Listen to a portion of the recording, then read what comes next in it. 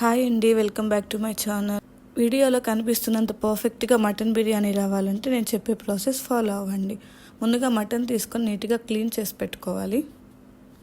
మటన్ని marinate చేసుకోవడానికి clean చేసి పెట్టుకున్న మటన్లోకి 1 teaspoon salt, 1/2 teaspoon పసుపు, 2 టీ స్పూన్స్ కారం వేసుకొని ఉప్పు కారం ముక్కలకి బాగా పట్టేలాగా కలుపుకోవాలి.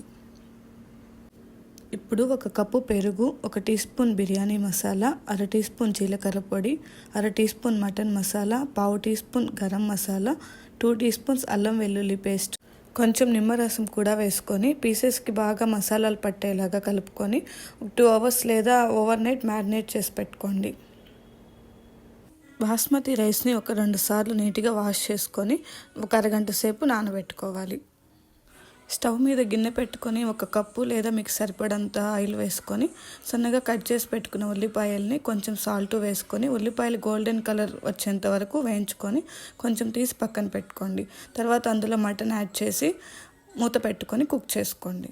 మటన్ ఉడకడానికి 30 to 40 మినిట్స్ టైం పడుతుంది. ఈ లోపల మనం రైస్ కుక్ చేసి పెట్టుకోవడానికి స్టవ్ పైన వాటర్ పెట్టుకొని అందులో బిర్యానీ సామాన్లతో పాటు పుదీనా, కొత్తిమీర, ఉప్పు అండ్ కొంచెం నూనె కూడా వేసుకొని బాగా మరిగించుకోవాలి. ఉడుకుతున్న మటన్లో సన్నగా కట్ చేసి పెట్టుకున్న టమాటా ముక్కలు, 1 గుప్పెడు పుదీనా వేసుకొని అండ్ 1 గ్లాస్ హాట్ వాటర్ కూడా పోసుకొని మూత పెట్టుకొని కొంచెంసేపు ఉడికించుకోండి. మటన్ని లో ఫ్లేమ్ మీద బాగా ఉడకనివ్వాలండి. ఇప్పుడు రైస్ కోసం పెట్టుకున్న వాటర్ బాగా బాయిల్ అయ్యాక అందులో రైస్ యాడ్ చేసుకోవాలి.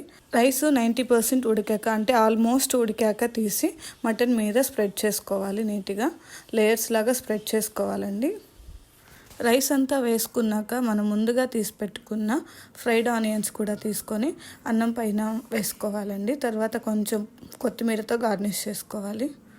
దానిపైన 1 స్పూన్ నెయ్యి ఉంటే వేసుకోండి. ఇప్పుడు దమ్ పెట్టడం కోసం స్టవ్ మీద ప్యాన్ పెట్టుకొని దాని మీద బిర్యానీ కడాయి పెట్టుకొని దాన్ని క్లోజ్ చేసుకొని పైన ఏదైనా వెయిట్ ఉంటే పెట్టుకోండి. రైతా కోసం పెరుగు తీసుకొని అందులో కొంచెం సాల్ట్, ఉల్లిపాయ ముక్కలు, సన్నగా కట్ చేసి పెట్టుకున్న పచ్చిమిర్చి ముక్కలు, కొత్తిమీర కూడా వేసుకొని బాగా కలుపుకోవాలి. బిర్యానీని లో ఫ్లేమ్లో 15 to 20 మినిట్స్ కుక్ చేశాక ఓపెన్ చేసి చూడండి. ఒకసారి బిర్యానీ రెడీ అవుతుంది. ఈ వీడియో మీకు నచ్చినట్లయితే like, share and subscribe to my channel. Thanks for watching.